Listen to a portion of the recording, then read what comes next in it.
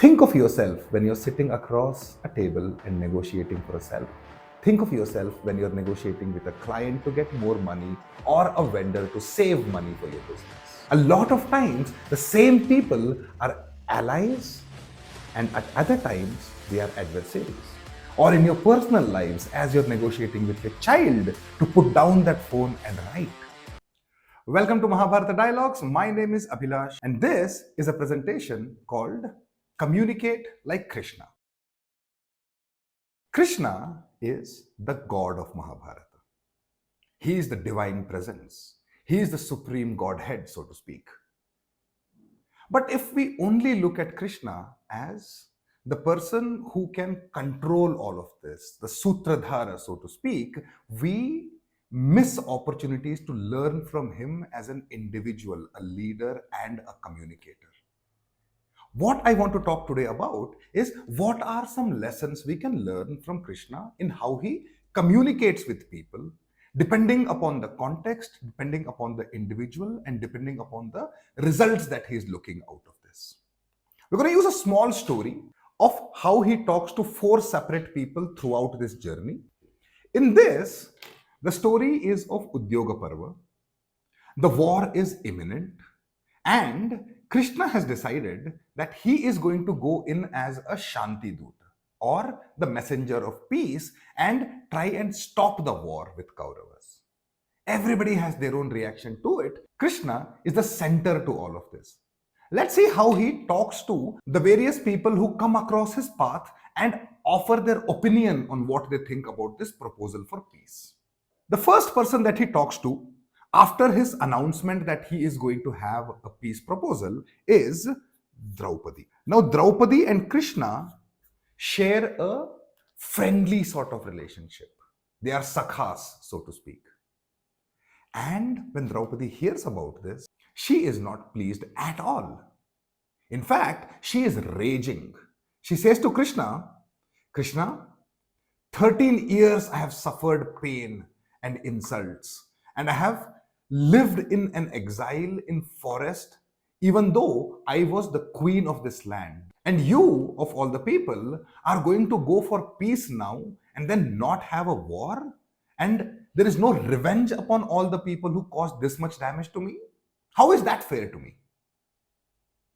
And Krishna said to her, don't worry, Draupadi, because where I am going, the proposal for peace is going to be rejected. I know it. But if we do not make this proposal, everybody will think that we are the ones who caused this war. I want the Pandavas to be taken out of this equation, because if they offer peace and the peace offer is rejected, then we know the Kauravas caused this war. I promise you this, the peace proposal will fail, and everybody who caused dishonor to you and disrespect to you and caused suffering to you are all going to die. And with that, Draupadi is convinced that Krishna has her best interests in mind. He then starts talking to the Pandavas, the 5 brothers. And when he talks to the 5 Pandavas, he realizes that everybody has a different opinion. Yudhishthira says, do what is right, Krishna. I am not interested in the riches.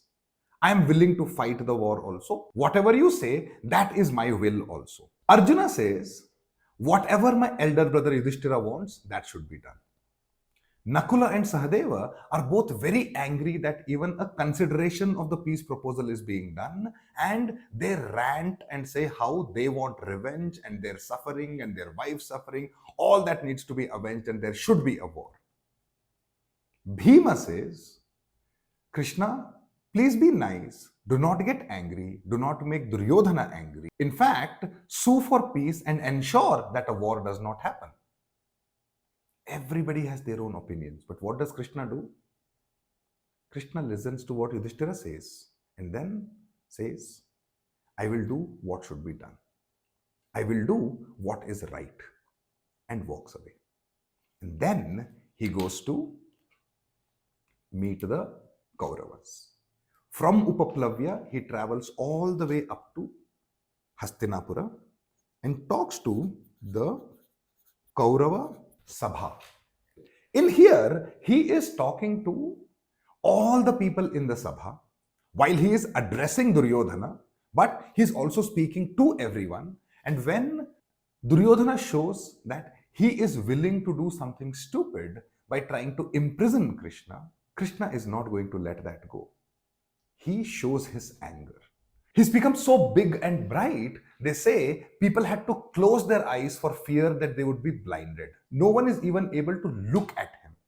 And everybody is scared. If one messenger is able to cause this much fear in their hearts, what would him, followed by the entire army, be able to do? What Krishna is doing here is not just speaking to Duryodhana. He's speaking to everyone when he says, watch, I can see the past, the present, and the future, and I can see that a war has happened. If you are opposing me and my proposal, all of you are going to find yourself dead in that war. After having threatened them, he walks back and out of the Sabha. And out there, he meets Karna.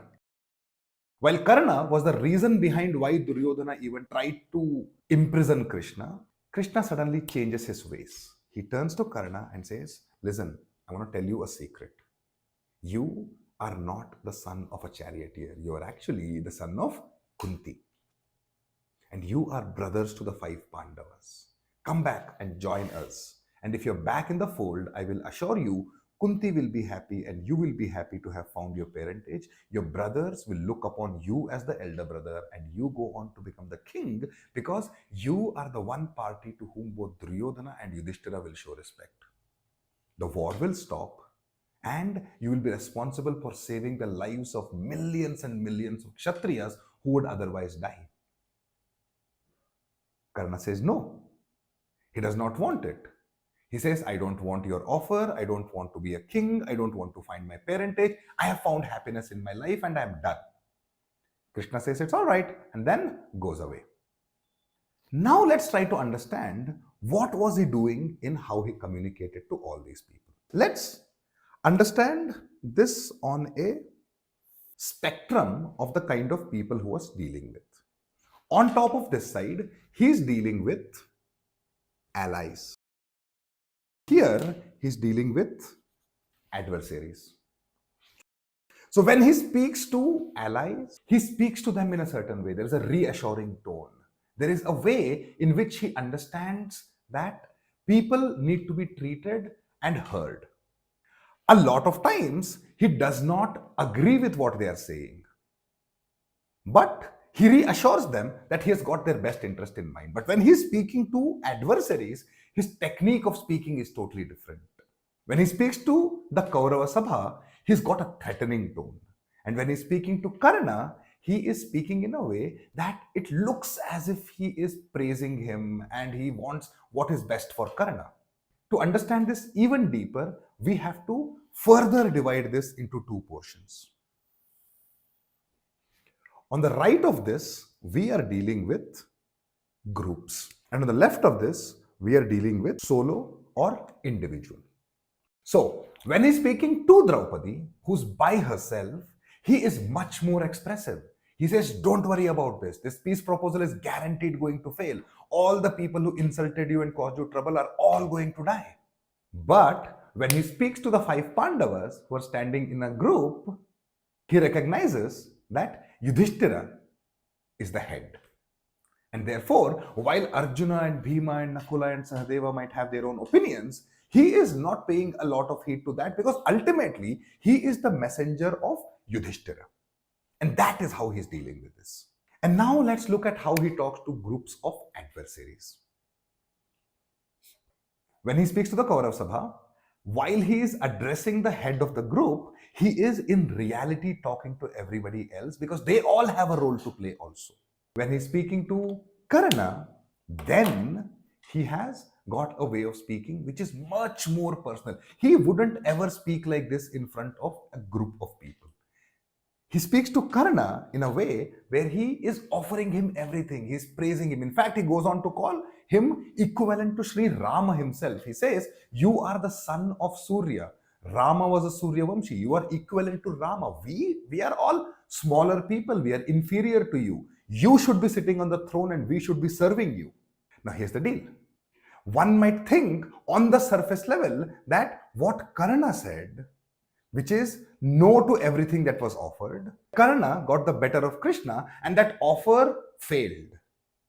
But what we have to dig a little deeper to understand is that now, when the battle happens, Karna is going to fight with the knowledge that he is fighting his brother, whereas Arjuna is fighting an arch rival. Karna's hands will be stayed because of the fraternal bonds that are in his mind. And that is Krishna's victory.